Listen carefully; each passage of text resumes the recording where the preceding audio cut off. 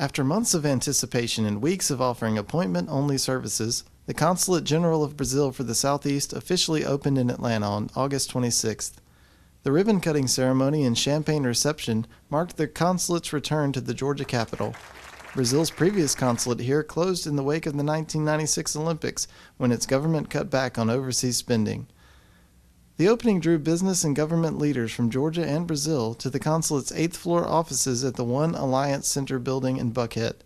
Consul General Adalnio Senaganem said the return may have taken a while, but this time Brazil hopes to make it stick. We had a long process and opening the consulate, but we are here.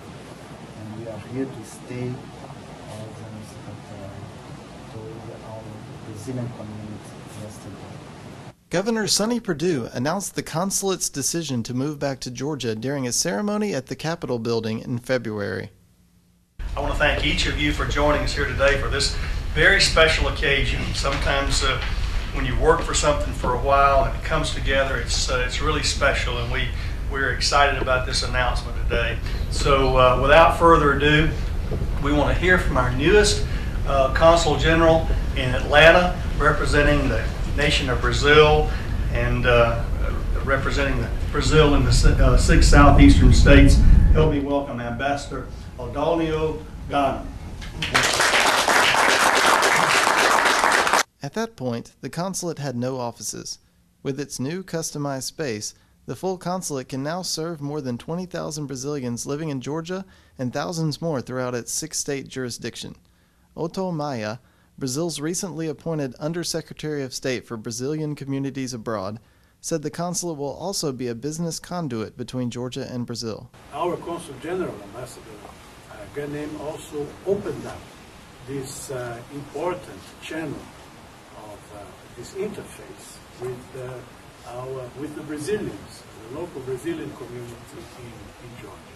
And this summarizes the dual purpose of our consulate in Atlanta. It will be a channel with trade and investment and economic activity.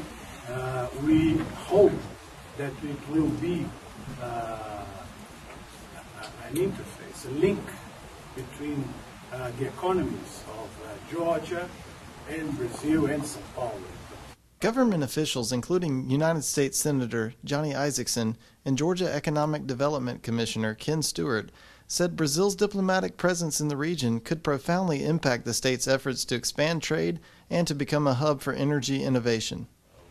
We find ourselves in Georgia being more and more international every day. We call ourselves the gateway to the Americas, but let me get real for a second.